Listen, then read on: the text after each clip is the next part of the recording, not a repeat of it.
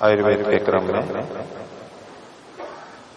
पिछले दिनों मानसिक प्रकृति के बारे में आयुर्वेद के अनुसार विषय रखा था। प्रकृति का मतलब हमारा स्वभाव। ऐसा स्वभाव, हमारे ऐसे विचार, ऐसे कर्म जो लंबे समय तक रहते हैं, बदलते नहीं हैं। मानसिक प्रकृति सत्व स्तंभ के आधार पर बनती है और उसके 16 भेद अलग अलग, उनकी पहचान इत्यादि वो आपके सामने रखी थी। मानसिक प्रकृति प्रयत्न पूर्वक बदलती है और पूरी की पूरी बदल भी सकती है।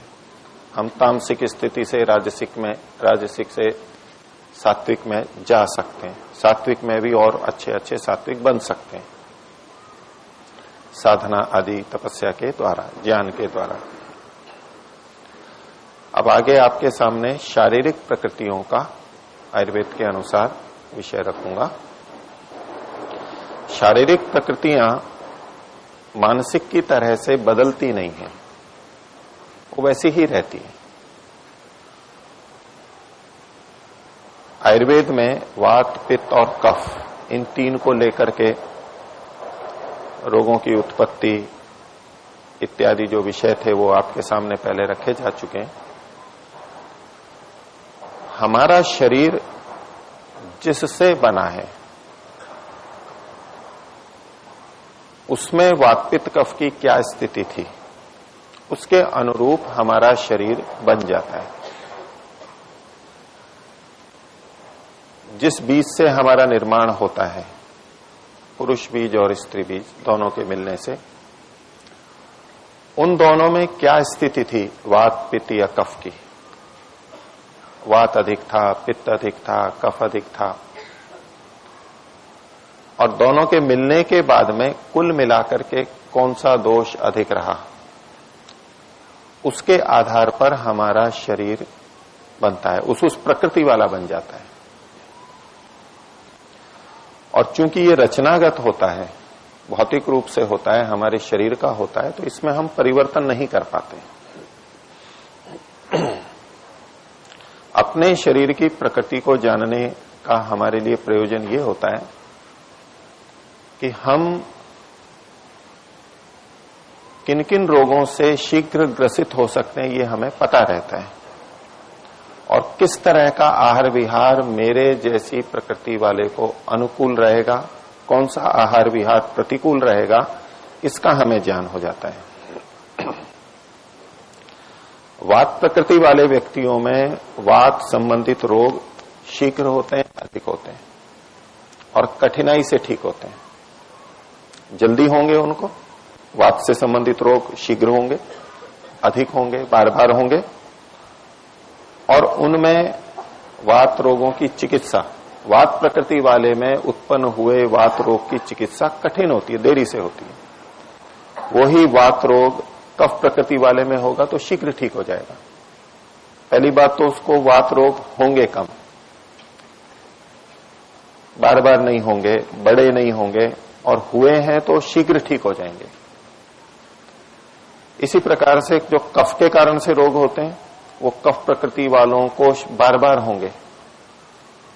थोड़ा सा कफ से संबंधित आहार विहार विपरीत हुआ तो शीघ्र रोग पकड़ेगा। कफ से संबंधित रोग ज्यादा होंगे और वो देरी से ठीक होंगे, कठिनाई से ठीक होंगे, उपचार अधिक करना पड़ेगा, संयम अधिक करना पड़ेगा। ये हमारे व्यवहार में उसकी उपयोगिता है। यहां जो वात, पित्त, कफ, तीन प्रकृतियों के लक्षण सुश्रुत के अनुसार मैं रखूंगा। पहले भी चरक के अनुसार कुछ विषय आपके सामने रखा था, कुछ वो भी रहेगा और कुछ और अतिरिक्त भी है, लेकिन एक प्रकृति को, अपनी प्रकृति को ठीक समझने के लिए अभी पूरा वर्णन सुश्रुत के अनुसार मैं रखूंगा। तो यहां वर्णन तो तीन का ही होगा, वात प्रकृति, पित्त प्रकृति और कफ प्रकृति।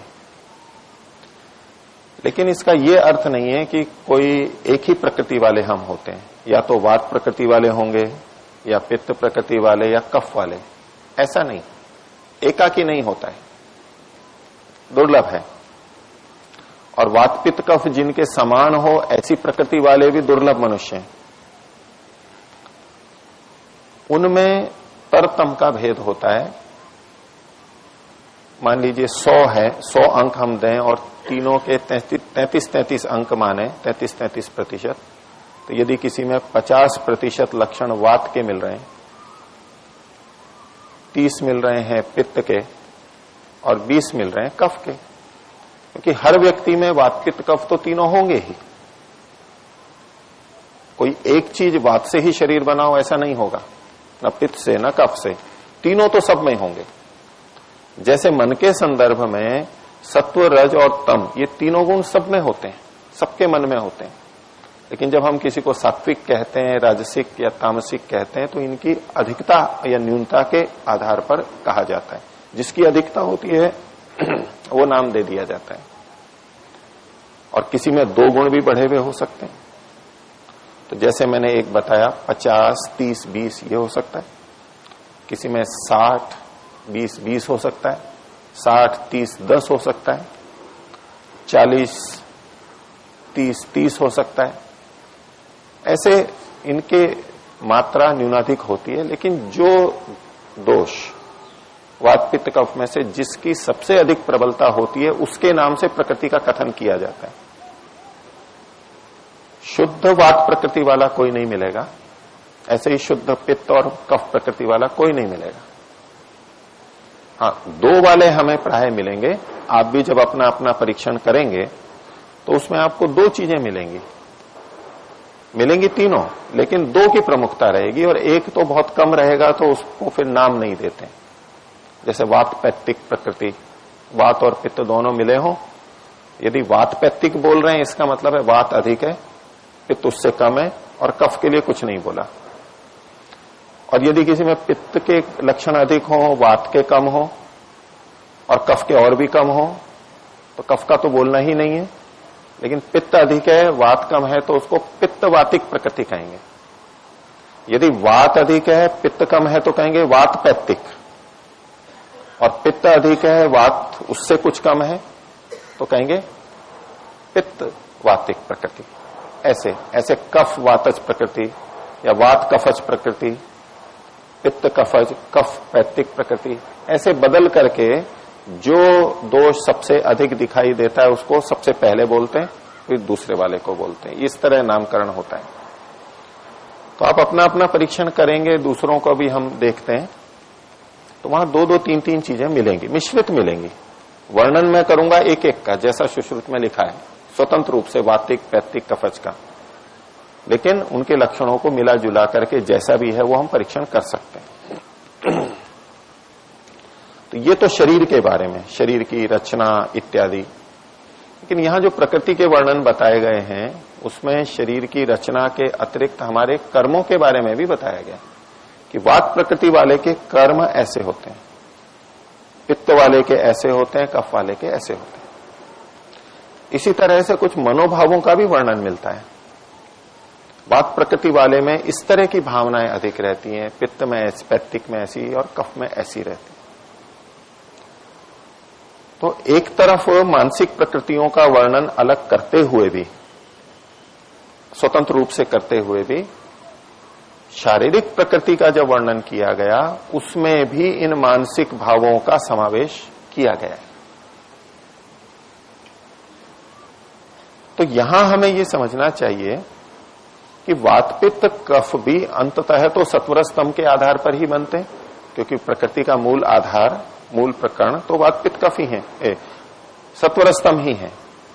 और उन्हीं से महाभूत उत्पन्न हुए और 5 महाभूतों के ही भेद के रूप में आकाश और वायु के संयुक्त रूप में वात, और अग्नि से पित्त, और जल और पृथ्वी से कफ, ये जो पहले आपके सामने रखा ही था।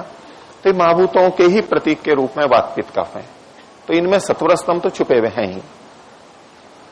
तो हमारे शरीर की रचना का प्रभाव, जैसा भी हमें शरीर मिला है, जो भी हमारी उत्पत्ति के समय, जन्म जब हमारा प्रारंभ हुआ, हमारा जीवन प्रारंभ हुआ, यानी एक कोशिका से फिर हम विकसित होते गए, वहां जो स्थिति थी उससे शरीर भी बनता है और उसका प्रभाव हमारे मन पर भी पड़ता है, हमारे क्रियाकलापों पर भी पड़ता है।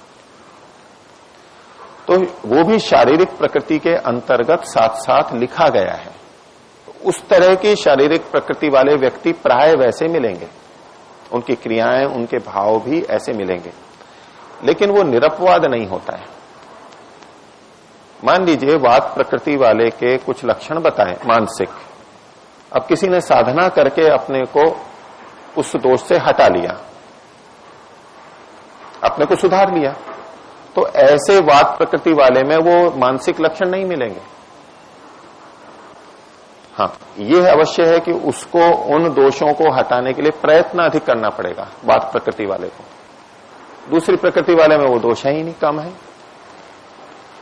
वात प्रकृति वाला चंचल अधिक होता है, क्रियाएं अधिक होती हैं, तो उसको अपनी क्रियाओं को नियंत्रित करने के लिए तपस्या करनी होगी अधिक।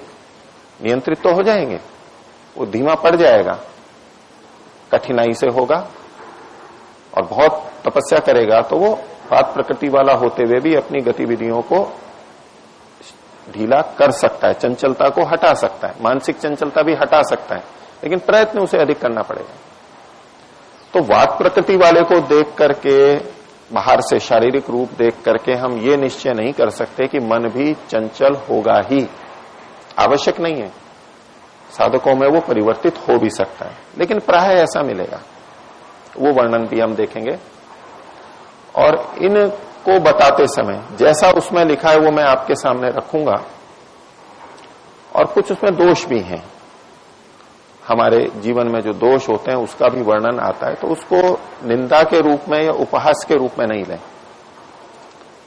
वहां जो लिखा है वो मैं आपके सामने रख रहा हूं, और आप अपना परीक्षण करेंगे, दूसरों का भी करेंगे, और देखेंगे लक्षणों से इसकी वात प्रकृति है, इसकी पित्त प्रकृति है, कफ प्रकृति है, तो उसके जो मानसिक भाव वहां पर लिखे हुए हैं उनको दूसरे पे आरोपित करके आक्षेप नहीं करना है। न तो मैं करना चाह रहा हूं वो, और न आप भी आपस में करें। लेकिन यहां जो लिखा है उस तरह की प्रवृत्तियां देखी जा सकती हैं, होती हैं, लेकिन वो बदल भी सकती हैं। तो शारीरिक प्रकृति को देख करके उसका मन भी ऐसा ही होगा जैसा यहां पर लिखा हुआ है, ऐसा अनिवार्य रूप से नहीं मानना चाहिए। प्राय ऐसा हो सकता है, होता है, इसलिए इन्होंने ऐसा लिखा है, लेकिन मानसिक प्रकृति बदल भी सकती है। दूसरा, वात प्रकृति और बाकी दोनों को भी समझाने के लिए इन्होंने कुछ पशुओं के उदाहरण दिए कि इनकी प्रकृति इन पशुओं जैसी होती है। उसको भी निंदा या उपहास के रूप में नहीं लीजिएगा कि ये उस पशु जैसा है या उस व्यक्ति को हम उस पशु के नाम से पुकारने लगे, ये नहीं करना है। उन पशुओं के कुछ कुछ भाव, कुछ कुछ लक्षण उसमें मिलेंगे, स्वभावगत, क्रियागत इत्यादि, उसको थोड़ा समझाने के लिए उन्होंने ये वर्णन वहां पर किए हैं। लेकिन इसको न तो किसी की निंदा के रूप में लीजिएगा कि मैं किसी की निंदा कर रहा हूं या अवहेलना कर रहा हूं या उपहास कर रहा हूं, और न आप आपस में इस तरह का प्रयोग कीजिएगा। लेकिन जो लिखा है, जानकारी है, उस पर हम चर्चा करेंगे कि इसमें क्या लिखा हुआ है। हम किसी के शरीर को देख करके बहुत कुछ मनोभावों का भी पता करते हैं, परोक्ष रूप से हम भान करते हैं इनका रंग रूप ऐसा है, इस तरह के रंग रूप वाले ऐसे स्वभाव वाले होते हैं, इस तरह के वाले ऐसे होते हैं, प्राय देखा जाता है। तो इस कारण से हम किसी के प्रथम रूप को देख करके और उसके स्वभाव के बारे में भी प्राय आकलन तो करते हैं, वो सही भी होता है, गलत भी होता है। तो अनिवार्य नहीं है, उसमें अपवाद व्यभिचार देखे जाते हैं। इस संभावना को, इसको आप अवश्य अपने मन में बना करके रखिएगा। तो वात प्रकृति वालों के लिए सुश्रुत में सबसे पहले एक लक्षण लिखा, प्रजागरूकः। वो रात्रि में जागने वाला होता है। दूसरे शब्दों में उनको नींद कम आती है। कफ प्रकृति वाले को नींद अधिक आती है, वो आगे देखेंगे। पित्त वाले को ठीक आती है, उससे कम आती है कफ वाले से। लेकिन वात प्रकृति वालों को निद्रा की न्यूनता मिलेगी। प्रकृति की दृष्टि से देख से स्वभावतः ही कम सोते हैं। हम हर व्यक्ति को समान नहीं देख सकते, सबके खाना अलग अलग है, सबका उठना बैठना अलग है, सबका सोना अलग अलग है, सबको एक उस पे नहीं किया जा सकता, मोटे मोटे एक काम करते हैं। तो ये रात को जगने वाले अधिक होते हैं, कम सोते हैं, नींद कम आती है इनको। तो इसी से संबंधित जुड़ जाएगा कि इनको अनिद्रा वाला रोग अधिक होता है। थोड़ी सी चिंता हो गई, नींद उड़ जाएगी। कफ प्रकृति वाले हैं, उनको उतनी ही चिंता हो, समस्या उनके सामने भी हो तो भी उनको नींद आ जाएगी। ये शरीर से ही वैसा रहता है। थोड़ा सा शोर हुआ, थोड़ी सी हलचल हुई कि थोड़े से मच्छर ने काटा, इनकी नींद टूट जाएगी, जल्दी टूट जाएगी। दूसरे शब्दों में हम कहते हैं कि इनको गहरी नींद नहीं आती, कम आती है, समय कम होता है, गहरी कम होती है। ये वात प्रकृति वालों जल्दी बहुत जग जाएंगे, थोड़ा सा हुआ नींद खुल जाएगी उनकी। तो जागरूक, क्योंकि वात क्रिया का प्रतीक है, गतिशीलता का प्रतीक है, इनमें सक्रियता अधिक रहती है, जागरूकता अधिक रहती है, एकदम से सक्रिय हो जाते हैं। तो जागरूक। दूसरा कहा शीत द्वेषी, ठंडे से इनको अरुचि होती है, ठंडी चीजें अच्छी नहीं लगेंगी इनको, क्योंकि वात में भी शीतल गुण होता है, अनुष्ण शीत भी कहते हैं, थोड़ा ठंडा थोड़ा गर्म, लेकिन ठंडापन होता है। तो इनको गर्म चीजें अच्छी लगती हैं, गर्म आवास, गर्म खाना, उष्ण खाना, गर्म कपड़े। ठंडी होगी तो इनको सहन कम होगा, उनको कपड़े अधिक चाहिए, बचना चाहेगा, वो ठंडक से बचना चाहेगा, ठंडे पानी से बचना चाहेगा, ठंडी हवा से बचना चाहेगा। ऐसे तो शीत द्वेषी, भोजन, वातावरण इत्यादि सब चीजों के अंदर लगेगा ये। फिर इन्होंने एक लक्षण कहा दुर्भगः, अर्थात दिखने में वो सुंदर नहीं होते, रंग रूप उनका सुंदर नहीं दिखेगा। वैसे हर व्यक्ति अपने आप में सुंदर है, लेकिन अपेक्षा से जब हम देखेंगे तो आगे कफ प्रकृति वालों में बताएंगे वो दिखने में सुंदर दिखते हैं। ये हम सब एक दूसरे को देखते हैं, हमारे में से कोई अधिक सुंदर दिखते हैं, अधिक मृदु होते हैं, अधिक सुकुमार होते हैं, और कुछ मध्यम होते हैं और कुछ सुंदर नहीं होते। होता है जैसा भी है शरीर जिसका। तो प्राय करके वात प्रकृति वाले दिखने में सुंदर नहीं होते, कम सुंदर होते हैं। फिर एक मानसिक रूप से बताया स्तेनः, उनमें चोरी की प्रवृत्ति अधिक होती है वात प्रकृति वालों में। इसका यह भी अर्थ नहीं है कि कफ प्रकृति वाले चोरी नहीं करते हैं, करते हैं, कर सकते हैं, और अधिक भी कर सकते हैं, डकैती भी डाल सकते हैं। ये मन की स्थिति के पर परिवर्तन है, लेकिन प्राय करके इनमें उस तरह की प्रवृत्ति देखी जाती है। स्तेनः, चोरी की प्रवृत्ति होती है, लेकिन कोई बदल भी सकता है, बिल्कुल छोड़ भी सकता है। ये मैंने पहले ही आपको कहा, अनिवार्य न समझ लें वात प्रकृति के लक्षण देख के कि ये चोर ही है, ये नहीं। हम सब पे लागू होता है ये, पित्त वाले पे कुछ और होगा, कफ वाले पे कुछ और होगा, और हम इससे बचे हुए नहीं है, कुछ न कुछ हमारे साथ भी होगा। जो यहां लिखे हुए हैं, जो पशुओं के नाम बताए, उसमें हम सब कहीं ना कहीं आएंगे, मैं भी आऊंगा, आप भी आएंगे। स्तेनः। दूसरा कहा मत्सर्य, यानी द्वेष करने वाले होते हैं। दूसरे से इनमें द्वेष की प्रवृत्ति अधिक होगी। द्वेष की प्रवृत्ति सब में हो सकती है, वात पित्त कफ प्रकृति वालों में सब में हो सकती है, लेकिन इनमें अपेक्षा से अधिक दिखाई देती है। यही बात चोरी के लिए भी है। उनके कर्म कुछ गलत गलत होंगे, गलत कर्म करते हैं, बहुत नकारात्मक बातें बताई जा रही हैं। वो श्रेष्ठ कार्यों को नहीं कर पाते, गलतियां करते हैं, गलत कार्यों को लेते हैं। फिर कहा गंधर्व चित्तः, उनका चित्त गंधर्व के समान होता है। गंधर्व के लिए व्याख्या की जाती है कि इधर उधर घूमने वाला मन होता है, चंचल अधिक होता है। वैसे तो हम ये सभी अनुभव करेंगे, सभी ये कहते हैं कि भाई मन बहुत चंचल है, टिक नहीं रहा है, वो चाहे कफ प्रकृति वाला हो, पित्त वाला हो, चाहे वात वाला हो। लेकिन वात प्रकृति वाले में वो बहुत अधिक होगा, अपेक्षा से अधिक होगा, मन की चंचलता बहुत ज्यादा होगी, स्वभावतः ऐसा होगा। और उनको साधना के लिए भी बहुत प्रयत्न करना पड़ेगा, एकाग्रता के लिए बहुत प्रयत्न करना पड़ेगा, तब जाके, लेकिन परिवर्तित अवश्य कर सकते हैं मन को। फिर शरीर के लक्षण दिए, स्फुटित कर चरणों, उसके हाथ और पैर फटे हुए रहते हैं, जो दरारें पड़ जाती हैं, एडी फटती है, जैसे चमड़ी भी फटती है। अभी सर्दी में ये लक्षण हमारे को ज्यादा स्पष्ट दिखाई देते हैं, बारिश में दिखाई नहीं देंगे, गर्मी में भी दिखाई दे सकते हैं। कुछ व्यक्ति होते हैं उनकी एडी नहीं फटती, चमड़ी नहीं फटती, होठ नहीं फटते, उंगलियां नहीं फटती, दरारें नहीं पड़ती, खून नहीं आता, इनके ये अधिक लक्षण मिलेंगे।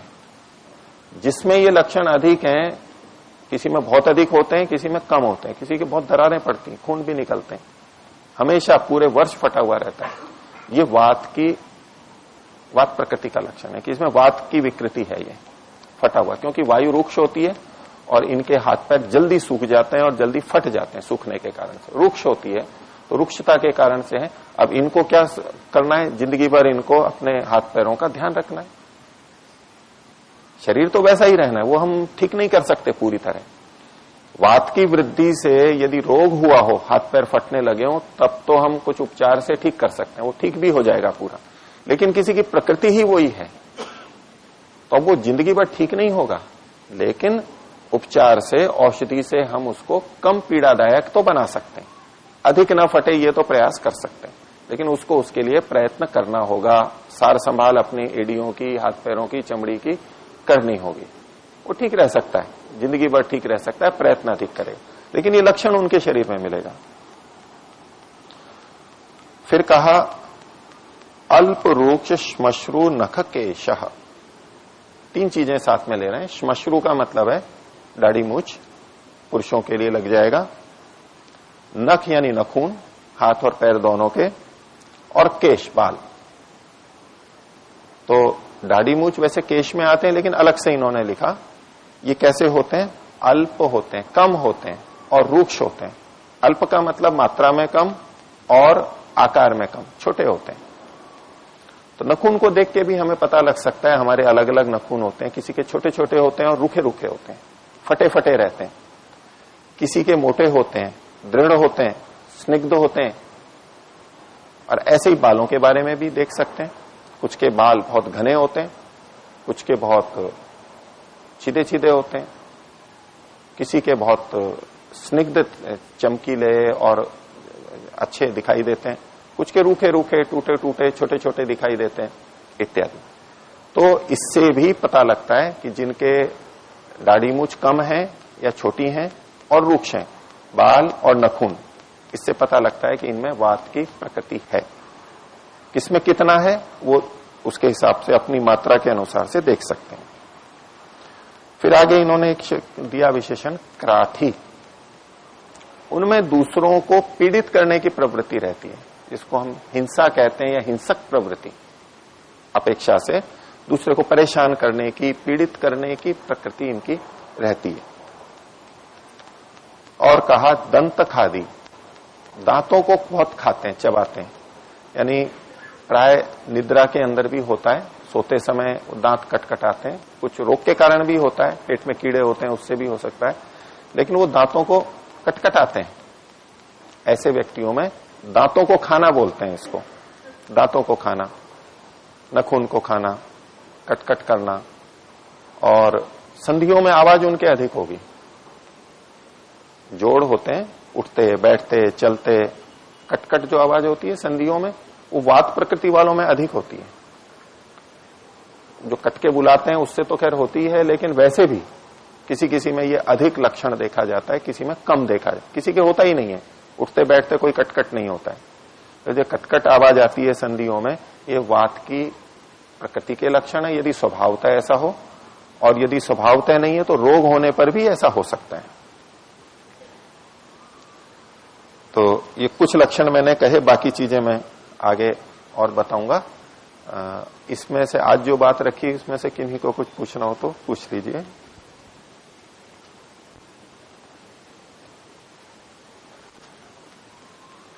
नहीं पूछना है, पूछिए। आचार्य जी, इसमें से कुछ लक्षण ऐसे हैं जो किसी में घट रहे हैं, कुछ नहीं घट रहे। बिल्कुल होगा, क्योंकि ये जो सारे लक्षण हैं ये सारे के सारे नहीं मिलेंगे वात प्रकृति वाले में भी, क्योंकि पित्त और कफ भी रहते हैं। हो सकता है कोई लक्षण बिल्कुल न मिले। हम जब अपना अपना परीक्षण करेंगे, कुछ लक्षण हमें वात के दिखाई देंगे, कुछ पित्त के दिखाई देंगे और कुछ कफ के भी दिखाई देंगे, तीनों के दिखाई देंगे। अब हमें ये अपना परीक्षण फिर आकलन करना है कि हमारे में वात के लक्षण अधिक हैं या पित्त के अधिक हैं या कफ के अधिक हैं। सबसे अधिक लक्षण हमारे में किसके मिल रहे हैं, तो उसको हम पहला ले लेते हैं कि इसमें हमारे में वात की अधिकता है, और जिसके सबसे कम मिल रहे हैं उसको छोड़ देते हैं, और जो जिसके मध्यम मिल रहे हैं उसको, उस आधार पे हम कह सकते हैं भाई वात पैत्तिक प्रकृति है। वात के लक्षण सबसे अधिक मिल रहे हैं, कुछ पित्त के भी मिल रहे हैं। तो मैंने प्रारंभ में ही कहा कि एक प्रकृति वाला कोई भी नहीं मिलेगा। ये इन्होंने छांटने के लिए लक्षण दिए हैं कि वात प्रकृति वालों में ऐसे लक्षण मिलते हैं, और वात के लक्षणों में भी किसी में कोई लक्षण मिलेगा, किसी में कोई लक्षण मिलेगा। सब में एक जैसे लक्षण नहीं मिलेंगे वात प्रकृति वालों, लेकिन प्राय करके कुछ चीजें समानता से मिलती हैं। जी,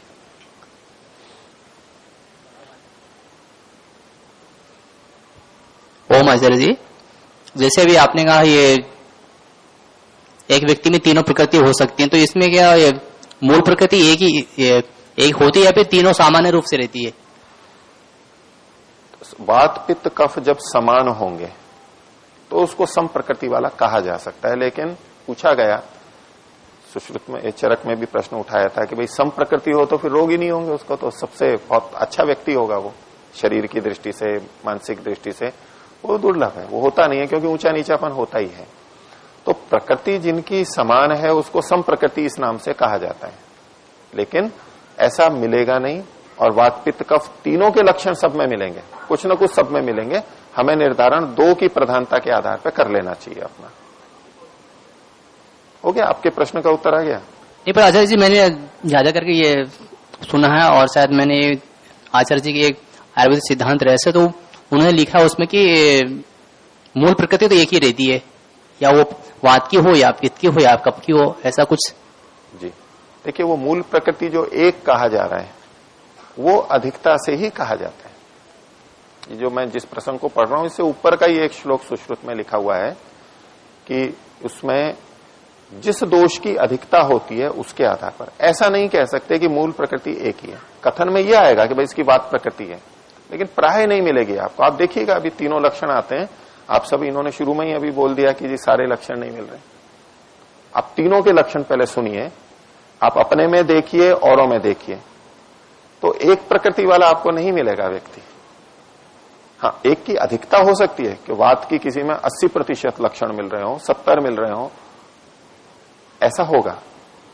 तो कथन एक प्रकृति के अनुसार किया जा सकता है, पर फिर भी सावधानी के लिए दो के आधार पर किया जाता है। दो के आधार पर, वात पैत्तिक, वात कफज, कफ पैत्तिक, प्राय दो के आधार पर करते हैं तो वो ज्यादा संगत बैठता है। एक के आधार पर भी कह सकते हैं, लेकिन बस प्रमुखता ही है उसमें, केवल एक प्रकृति वाला कोई नहीं मिलेगा। तीनों दोष सब में रहते हैं, एक दोष का होगा तो हमारा जीवन ही नहीं चल सकता है। प्रणव।